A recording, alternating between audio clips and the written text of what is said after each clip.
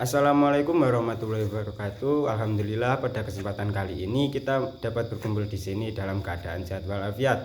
Oke, pada kesempatan kali ini di sini saya akan menjelaskan mengenai pembelajaran akidah akhlak kelas 5 semester 1 pada bab 3. Bab 3 ini berisi tentang iman kepada hari akhir. Oke, kita mulai pelajaran kita kali ini. Yang pertama, apa sih itu iman kepada hari akhir? Rukun iman yang kelima adalah percaya akan terjadinya hari akhir atau kiamat. Kiamat sendiri adalah suatu peristiwa ketika seluruh alam semesta mengalami kehancuran dan seluruh makhluk binasa kecuali yang lebih dikehendaki oleh Allah Subhanahu wa taala. Lalu yang berikutnya mengenai nama-nama hari akhir. Allah Subhanahu wa taala menyebut nama-nama hari akhir dalam Al-Qur'an dengan istilah yang berbeda-beda disesuaikan dengan peristiwanya. Berikut ini akan disebutkan mengenai beberapa nama dalam penyebutan hari akhir. Yang pertama yaitu Yaumul Qiyamah, yaitu yang artinya hari dihancurkannya bumi dan seluruh isinya. Yang berikutnya yaitu Yaumul Zalzalah, yaitu hari keguncangan atau keruntuhan. Yang berikutnya yaitu Yaumul Ba'ts, yaitu hari dibangunkan manusia dari kubur. Yang selanjutnya yaitu Yaumul Mahsyar, yaitu dikumpulkannya manusia di padang mahsyar. Lalu ada lagi yang namanya Yaumul Hisab, yaitu hari perhitungan seluruh amal perbuatan manusia di dunia. Yang berikutnya lagi yaitu Yaumul Mizan, yaitu hari pertimbangan amal. Jadi di sini amal kita ditimbang, baik amal yang baik atau amal yang buruk. Yang berikutnya yaitu Yaumul Jaza, yaitu hari pembalasan amal baik dan amal buruk. Yang berikutnya lagi ada Yaumul Wa'd, yaitu hari terlaksananya ancaman. Yang terakhir yaitu Yaumul Hasr, yaitu hari penyesalan. Pembahasan berikutnya yaitu mengenai tanda-tanda hari akhir. Tanda-tanda hari kiamat ini dikelompokkan menjadi dua, yaitu tanda-tanda kecil dan tanda-tanda besar. Di antara tanda-tanda kecil yaitu sebagai berikut. Yang pertama, laki-laki mirip perempuan. Yang kedua, semakin banyaknya kemaksiatan. Yang ketiga, waktu berjalan serasa semakin cepat atau terasa sangat singkat. Yang keempat, yaitu jumlah wanita lebih banyak daripada wanita. Yang kelima, orang kaya diagung-agungkan. Sedangkan tanda-tanda besar terjadinya hari kiamat adalah sebagai berikut. Yang pertama yaitu Allah menurunkan kabut tipis sehingga seluruh muslim mengalami kematian. Yang kedua munculnya Dajjal. Yang ketiga turunnya Imam Al-Mahdi. Yang keempat turunnya Nabi Isa. Dan yang kelima keluarnya Ya'juj Ma'juj. Dan yang keenam munculnya Dabbah. Ketujuh terbitnya matahari dari barat. Adapun dari peristiwa hari akhir tadi ada hikmahnya. Hikmahnya yaitu hikmah beriman kepada hari akhir. Yang pertama, memperkuat keyakinan bahwa Allah Subhanahu wa taala itu Maha Kuasa. Yang kedua, terdorong untuk taat beribadah kepada Allah. Yang ketiga, terdorong untuk selalu minta ampunan kepada Allah supaya kita mendapat ampunan darinya. Yang keempat, memanfaatkan hidup di dunia ini untuk senantiasa berbuat baik dan menghindari perbuatan tercela, yaitu amar ma'ruf nahi mungkar. Yang kelima, mengingatkan kita bahwa tujuan hidup yang sebenarnya bukan di dunia tetapi kehidupan di akhirat, dan hidup di dunia ini hanyalah sementara. Jadi hidup di dunia ini ibaratkan kita mencari bekal kita untuk di hari kiamat nanti. Oke. Bab berikutnya yaitu bab 4. Bab 4 di sini menjelaskan tentang indahnya berperilaku terpuji ketika bertamu. Adab bertamu. Agama Islam telah mengatur adab dalam bertamu, baik bagi yang bertamu maupun yang tuan rumahnya atau orang yang menerima tamu. Adab tamu yang pertama, mengucapkan salam ketika datang, meminta izin untuk masuk kepada tuan rumah. Dan ketika datang posisi berdiri, tidak menghadap pintu masuk. Bertamu tidak boleh lebih dari 3 hari. Kembali pulang ketika tuan rumah tidak mengizinkan masuk. Tidak memandang seluruh ruangan dengan penuh kecurigaan. Menjawab dengan nama yang jelas jika pemilik rumah bertanya siapa. Maksudnya di sini ketika kita datang ke rumah seseorang dan lu assalamualaikum begitu, lalu yang pemilik tuan rumahnya itu siapa itu? Lah kita jawab nama kita dengan jelas. Yang berikutnya ini adalah adab penerima tamu. Pertama itu memuliakan tamunya. Yang kedua, jangan menunggu sampai tamu datang. Yang berikutnya disunahkan bagi tuan rumah menemani tamu makan. Maksudnya ketika kita menjamu tamu kita disunahkan untuk menemaninya. Hak seorang tamu untuk dilayani adalah selama 3 hari. Jangan sekali-sekali menyusahkan tamu. Ya, ini jangan sekali-sekali menyusahkan tamu ini adalah adab penerima tamu. Jadi kita sebagai tuan rumah tidak boleh menyusahkan tamu. Bila tamu akan pulang, maka disunahkan bagi tuan rumah untuk mengantarkannya sampai ke pintu rumah. Yang berikutnya waktu bertamu. Bertamu dengan niat silaturahmi merupakan ibadah dan akan banyak mendapatkan manfaat. Nah, agar bertamu kita tidak merugikan dan menjadi indah, hendaknya adab-adab sesuai syariat harus dipertahankan dan diamalkan. Salah satunya adalah memilih waktu yang tepat untuk bertamu. Ada waktu yang pas untuk bertamu, namun ada waktu-waktu juga yang tidak pas untuk bertamu dan harus dihindari, yakni waktu sebelum sholat subuh. Nah, kita pagi buta itu tidak boleh bertamu, istilahnya kurang sopan. Yang berikutnya waktu salat atau waktu zikir dan membaca Al-Quran, seperti waktu sholat duhur, seperti asyar, maghrib, itu kita dilarang bertamu karena tuan rumah pun juga sedang melakukan ibadah.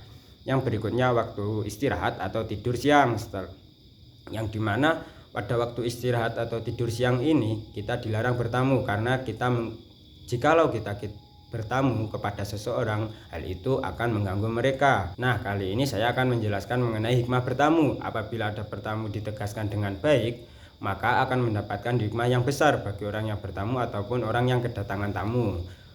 Ada beberapa hikmah bertamu diantaranya yaitu sebagai berikut. Yang pertama, bertamu dengan adab yang baik dapat menumbuhkan sikap toleran terhadap orang lain dan menjauhkan sikap paksaan, tekanan, ancaman, dan lain sebagainya. Yang kedua, dengan bertamu seseorang akan mempertemukan persamaan atau kesesuaiannya sehingga akan terjalin persahabatan dan kerjasama yang baik.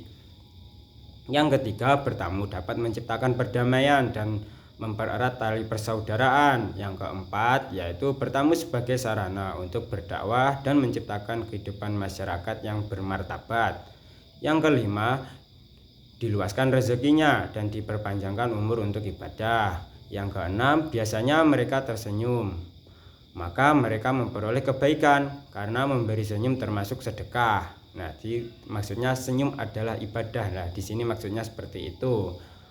Oke, pada pembahasannya berikutnya kita membahas mengenai bab 5, yaitu berhias diri dengan akhlak terpuji yang meliputi teguh pendirian, dermawan, dan tawakal. Di sini kita akan mengambil kisah teladan dari kisah keteguhan hati Nabi Ibrahim. Keteguhan Nabi Ibrahim alaihissalam kepada Allah SWT patutlah kita contoh. Hatinya tidak goyah walau api yang menyala-nyala di hadapannya yang disiapkan untuk membakarnya. Ujian berat lainnya tidak membuat dirinya berkecil hati, semua diserahkan kepada Allah. Sungguh Allah SWT menjadikan Nabi Ibrahim sebagai kekasih Allah yang sangat patuh pada setiap perintahnya. Berikutnya yaitu mari kita berteguh pendirian. Teguh pendirian artinya tetap berpegang teguh pada kebenaran yang telah diyakininya. Dan untuk mengenali sifat teguh pendirian perlu kita ketahui ciri-cirinya, yang dimana teguh pendirian ini mempunyai ciri-ciri. Yang pertama, keyakinan kuat dan tidak mudah goyah. Yang berikutnya, mempunyai pendirian yang kokoh. Yang selanjutnya, selalu optimis dan tidak mudah putus asa. Lalu tidak mudah menyerah dan tidak mudah terpengaruh oleh bujukan atau rayuan orang-orang lain. Hal-hal yang perlu dilakukan agar memiliki sikap teguh pendirian yaitu sebagai berikut. Jadi jika kita mau mempunyai sifat yang teguh pendirian, kita harus melaksanakan hal-hal ini. Yang pertama, berteman dengan orang-orang yang mempunyai sifat teguh pendirian. Yang berikutnya, mengambil contoh dari kisah-kisah orang yang mempunyai sifat teguh pendirian. Yang selanjutnya, membiasakan sikap berpikir kritis sebelum berbuat. Yang terakhir, berhati-hati dalam mengambil suatu keputusan atau tindakan. Adapun dari hal-hal tadi yang telah disebutkan, teguh pendirian ini sendiri mempunyai hikmah. Yang pertama yaitu tidak mudah dipengaruhi oleh orang lain untuk berbuat yang kurang baik. Jadi semisal kita mendapat pengaruh dari orang lain, pengaruh-pengaruh yang buruk itu, jika kita mempunyai sifat teguh pendirian, kita akan tetap teguh pendirian kepada pendirian kita. Yang selanjutnya yaitu tidak mudah diajak untuk berbuat buruk. Yang selanjutnya percaya pada diri sendiri dan mudah menerima ajakan yang baik. Dan yang terakhir dapat mempengaruhi orang lain untuk berbuat baik. Lalu poin yang berikutnya yaitu mari bersifat dermawan. Dermawan sendiri adalah memberikan sebagian harta kepada orang lain yang membutuhkan secara ikhlas atau tanpa mengharap imbalan. Dermawan ini mempunyai ciri-ciri yang diantaranya yaitu yang pertama rela berkorban untuk sesama manusia. Yang selanjutnya menyayangi sesama manusia tanpa mengenal perbedaan. Baik yang miskin, yang kaya, ataupun yang lain sebagainya, kita tetap harus menyayangi sesama manusia. Yang selanjutnya yaitu menggunakan hartanya untuk kebaikan. Semisal ada peristiwa bencana atau lain sebagainya, kita menyumbang ke sana kemari untuk sesama kebaikan manusia. Yang selanjutnya yaitu lebih mengutamakan kepentingan umum. Kita tidak boleh egois sebagai manusia. Yang berikutnya tidak sombong ketika memiliki harta yang berlimpah. Misalkan kita menjadi orang yang sangat kaya sekali, kita tidak boleh sombong. Dan yang terakhir yaitu memberi dengan ikhlas atau tanpa pamrih. Maksudnya di sini kita memberi dengan ikhlas, bukan maksud ada udang di balik batu, yang artinya kita memberikan sesuatu tapi kita mengharap imbalan yang lain atau hal-hal yang lain. Adab dalam berderma atau bersedekah diantaranya yaitu dalam bersedekah itu ada adab-adabnya yang akan saya sebutkan setelah ini. Dalam berderma itu ada adab-adabnya. Yang pertama yaitu merahasiakannya agar terhindar dari sifat riya. Maksudnya ketika kita bersedekah kita harus merahasiakannya. Ibaratnya tangan kanan memberi, tangan kiri disembunyikan. Atau ketika kita sudah bersedekah kita tidak boleh pamer. Yang berikutnya menampakkannya dengan tujuan mendorong orang lain untuk bersedekah. Maksudnya di sini kita boleh bersedekah dan kita ceritakan ke orang lain dengan tujuan supaya mereka ikut dapat termotivasi untuk melakukan sedekah. Yang selanjutnya tidak menyebut pemberiannya dan menyakiti orang yang telah menerimanya. Yang berikutnya melupakan sesuatu yang telah disedekahkan. Dan yang terakhir memberikan harta yang terbaik atau yang paling dicintai. Setiap akhlak terpuji atau perbuatan yang baik pasti ada keutamaan dan hikmahnya. Adapun hikmah dari sifat dermawan atau bersedekah tadi yaitu yang pertama, dilipat gandakan rezekinya oleh Allah Subhanahu wa taala. Yang berikutnya yang kedua, dicintai oleh Allah Subhanahu wa taala dan Rasulnya. Yang ketiga, membantu meringankan beban atau kesulitan orang lain. Yang keempat, dicintai dan disukai oleh masyarakat. Karena orang yang derma sering bersedekah itu akan mendapat imbalan yang sepantasnya. Yang kelima, menghilangkan kesenjangan sosial. Maksudnya di sini kita saling bantu membantu dan saling meringankan beban orang lain. Jadi keadaan sosial orang-orang yang ada sekitar kita itu kita dapat mempermudahkannya atau setidaknya kita dapat mengurangi beban sosial mereka. Yang keenam yaitu dijauhkan dari kesulitan dan mendapat kemudahan. Karena orang yang bersedekah itu tidak akan kurang-kurang terus harganya, akan tetapi akan terus bertambah dan selalu mendapat kemudahan. Yang terakhir yaitu mendapat keberkahan. Pada pembahasan yang terakhir yaitu tawakal. Ayo kita tawakal kepada Allah. Nah, sebelum kita membahas lebih lanjut mengenai tawakal sendiri yaitu menyerahkan segala sesuatu kepada Allah. Setelah ikhtiar atau usaha yang maksimal, segala sesuatu yang Allah Subhanahu wa taala perintahkan akan menghasilkan banyak keuntungan, manfaat atau hikmah. Seperti halnya ketika kita ingin mendapat nilai ujian yang bagus, kita belajar dengan rajin, kita sudah mengerjakan soal ujian dengan penuh semangat dan kejujuran. Nah, setelah itu kita berdoa dan bertawakal kepada Allah.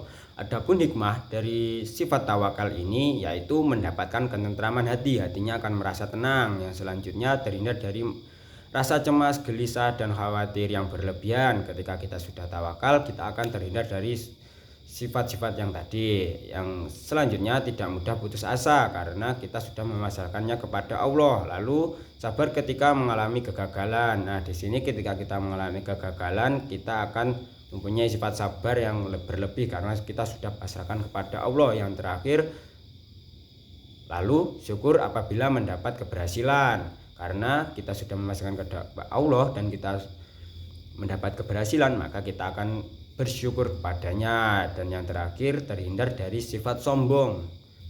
bagaimana mengenai penjelasan dari Bapak Guru tadi?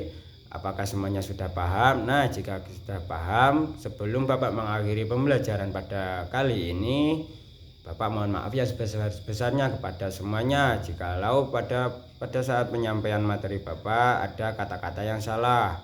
Sekian, wassalamualaikum warahmatullahi wabarakatuh. Tetap semangat, jaga kesehatan, dan jangan lupa beribadah kepada Allah dan berbakti kepada orang tua.